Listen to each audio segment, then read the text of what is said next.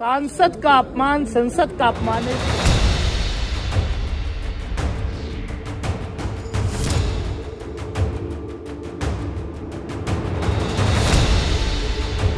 संसद परिसर के बाहर इस हुलिये में खड़े ये नेता हैं बहुजन समाज पार्टी के सांसद दानिश अली, जो पिछले संसद सत्र में हुए अपने अपमान को न भूल पाए हैं और न भूल पाएंगे।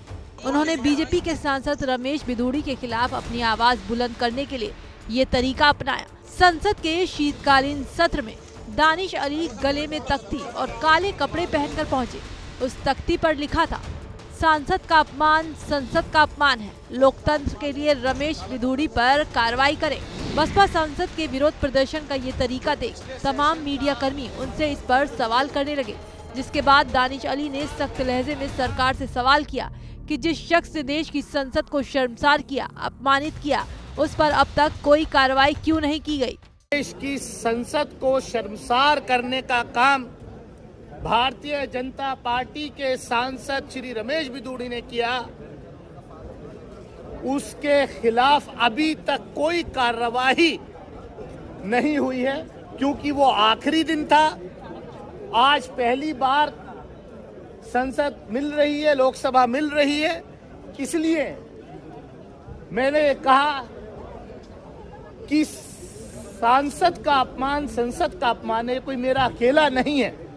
रमेश बिधूड़ी के खिलाफ कोई भी एक्शन नहीं लेने पर मायावती के नेता ने सवाल उठाते हुए कहा कि इस पर कोई कार्रवाई नहीं की गई, जबकि दूसरे मामले पर बुलेट ट्रेन की स्पीड से एक्शन ले लिया गया।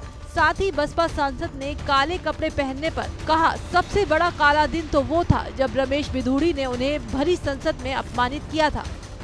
जिस तरीके की भाषा का प्रयोग, गाली गलौच वाली भाषा का प्रयोग वहाँ हुआ है, ये कोई एक मेरा इंडिविजुअल सवाल नहीं है, ये पार्लियामेंट की सैंक्टिटी का सवाल है कि क्या इस तरीके की भाषा आने वाले वक्त में पार्लियामेंट में अलाउ की जाएगी। इससे ज्यादा काला दिवस कोई हो सकता था? ये कलंक है जो हुआ उस दिन। बता दें कि संसद का विशेष सत्र जब बुलाया गया था, तब चंद्रयान 3 की सफलता पर चर्चा के दौरान बीजेपी सांसद रमेश बिधूड़ी ने दानिश अली के खिलाफ अभद्र टिप्पणी की थी। आप खुद सुनिए। मोदी साहब सिरे नहीं ले रहे हैं, सिरे ले रहे हैं देश के वैज्ञानिक, सिरे ले रहे हैं। बोलने नहीं दूंगा कभी खड़ा होगा, ये बता रहा हूँ। उग्रवादी।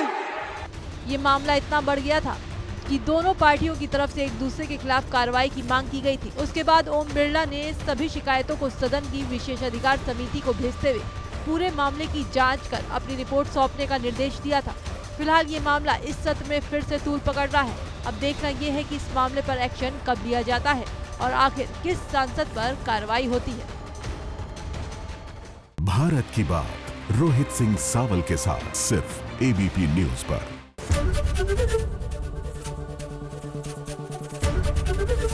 एबीपी गंगा, खबर आपकी, जुबान आपकी।